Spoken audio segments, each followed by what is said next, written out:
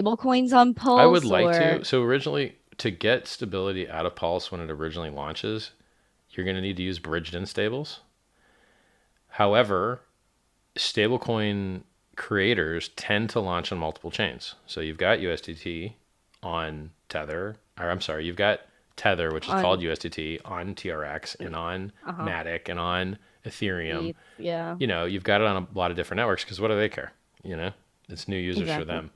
So I Hmm. would like to see, until I have the time to create my own stablecoin, I would like to see the existing stablecoin issuers support Pulsechain when it launches. That'd be great because I think being able Yeah. to de-risk, particularly during a bear market, is nice. Yeah. I mean, there's just so much going on between, stables, all the drama with that, CBDCs, which is like a big drama. CB, And yeah, like I I mean, don't even know, like that's just a whole other rant, CBDCs. Like it's just everything that's well, it's a anti scam. Like central crypto. Yeah. banks do not want you to have freedom, so don't think that they're going to do anything that gives it to you. It's really that simple. Like Hmm. they Yeah. don't care about your freedom at all, which is why you have less than you've ever had. You used to be able to buy a house for 25 grand. Try That's that now. insane. Like That's insane. it used to be Like cheaper. But $1 million used to be generational wealth. I yeah, remember my grandmother telling me when I was little, oh, $1 million, you could pass that on. Like, what? $1 million isn't like it's still a lot of money, but it's not a lot of money anymore. I hear people in chat like this bear market news is scaring out the weekends. Hey guys, let's do a thought experiment. Ready? Ooh. If you wanted the price to pump really hard on an asset and you knew there were some people that were going to sell, would you rather they sell lower or higher? Well, if they sell lower, they've lost their right to hurt the price later.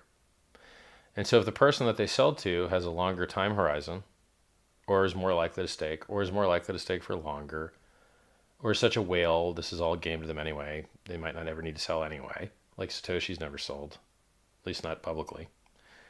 Um, you know, if someone wants to sell the bottom and hand their bag to someone that's better than they are, I think that's good for prices of things.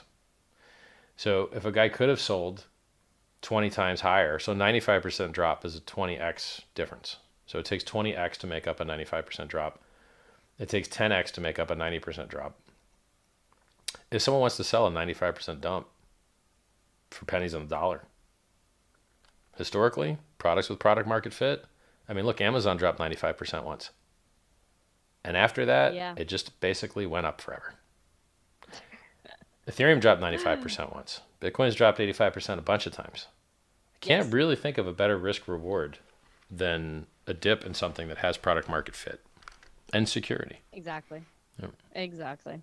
Like, people are so intimidated by the market right now. I mean, you've basically seen the market since the beginning, the birth of the crypto Yep. market. And this is just something that no one should be afraid of right now. This I've is been just telling history. everybody it's been written on the Hex website for 2.5 years. Crypto drops 85 and 95% relatively often, but those are Yes. opportunities. Now, not all crypto. Crypto with product market fit and security. I don't think Luna's getting back up. I don't think the rug pulls are getting back up. You know, it's you want to buy something good with a real Yeah. community. Yes. And I feel like, things like this have to happen. People have to get wrecked in order. I acknowledge people got wrecked. It's not a good thing, but I these got things wrecked when need I to got in, happen. but I held. I You went held down exactly. 93% when I got in. The, Went straight down 93%. the people that hold are the people that, went in this space. Of course, not financial advice.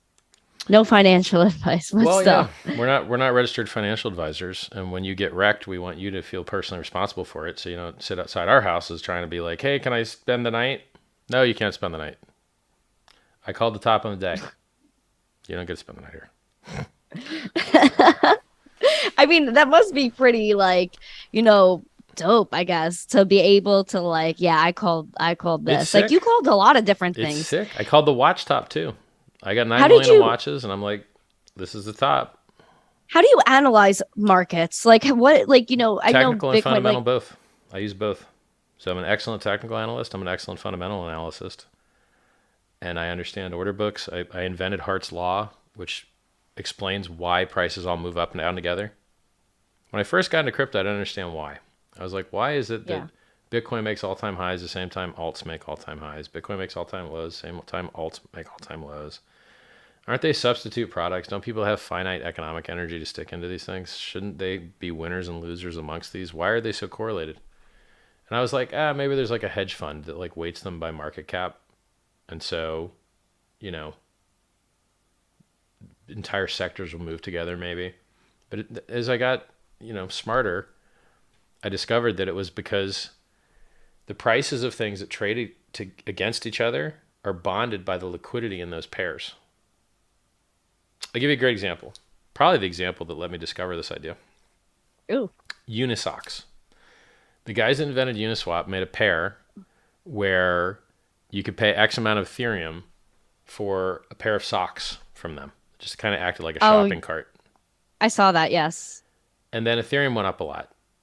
And since they were interchangeable one to one, or not, since they were interchangeable, not one to one, but since they were interchangeable, because the value of the one thing on the one side of the pair went up so high, and since they're interchangeable, the value of the thing on the other side of the pair went up that high.